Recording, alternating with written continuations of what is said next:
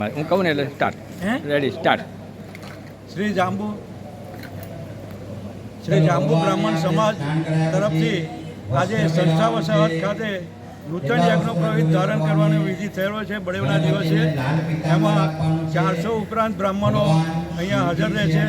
છેલ્લા 20 વર્ષથી આ કાર્યક્રમ આ જ સંસ્થામાં યોજાય છે અને સૌથી પહેલાં પાપોનું પ્રાયશ્ચિત કર્યું, 10 વિધિ સ્નાન કર્યું, પછી દેવોધિકાર દેવપૂજનનો અધિકાર પ્રાપ્ત કરી અને ઋષિ તર્પણ, દેવપૂજન, પિતૃ તર્પણ અને દેવપૂજન કરી નૂતન યજ્ઞો પવિત્ર પર દેવોનું આહ્વાન કરી અને નૂતન યજ્ઞો પવિત્ર ધારણ કરવામાં આવે છે.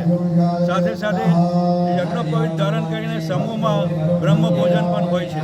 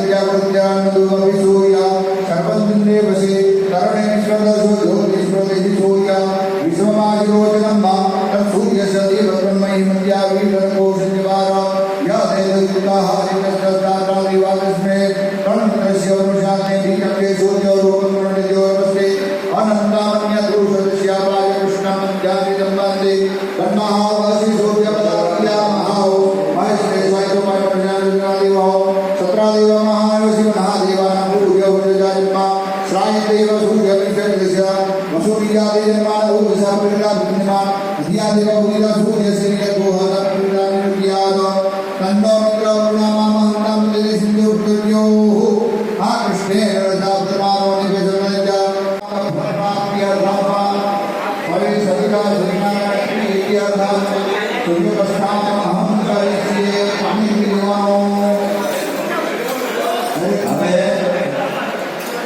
આપણે સ્નાન કરી 10 મિનિટ શાંતિ પાઠના મંત્ર જ્યારે શ્રવણ કર્યા ત્યારે મન પવિત્ર થયું. 10 મિનિટ સ્નાન કર્યા પછી હવે આ કર્ણ પણ પવિત્ર થયું. હવે આપણે સંપૂર્ણ પૂજન કરવાના અધિકારી બન્યા. તો સૌપ્રથમ આપણે બધા પરસ્પર દેવો ભવ છે. ચંદન અથવા કંકુ જે બી તમારી પાસે ઉપલબ્ધ છે સામસામે આપણે એકબીજાને તિલક કરી અને આ કર્મનો આગળ પ્રારંભ કરીશું. હવે આપણે કપાળમાં તિલક કરવાનું છે. સામસામે આ પરસ્પર દેવો ભવ ભૂદેવચ્યો અને ભૂદેવના હાથે તિલક કરવું એ સદભાગ્ય કહેવાય. સ્વસ્તિના ઇન્દ્રો વ્રતસ્વાહા સ્વસ્તિના ભૂષા વિશ્વવેદા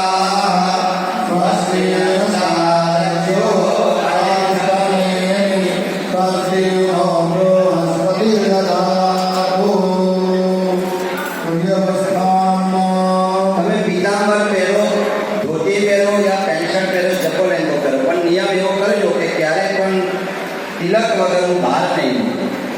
આ બ્રાહ્મણના લક્ષણ છે. તિલક વગર ક્યારેય બહાર ના કાઢે. શંકરના ગુરુજીને યાદ કરું તો એવું કહેતા હતા કે કદાચ બહાર નીકળીએ અને તિલક અને શિખા વગરનો જો બ્રાહ્મણ મળી જાય તો દિવસ ખરાબ થાય. સવારે આપણે કામે બહાર નીકળ્યા હોય કશે અને જો સામેથી બ્રાહ્મણ પીતાંબર હોય પહેરેલું અને પણ તિલક ના હોય ને શિખા ના હોય ને તો આપણો દિવસ ખરાબ થાય. આવું ગુરુજીના વાક્ય મને યાદ આવે. એટલે તિલક કરજો, શિખા નહીં રાખો તો મને વાંધો નથી અને રાખશો તો ઈચ્છા આપણું એન્ટ્રી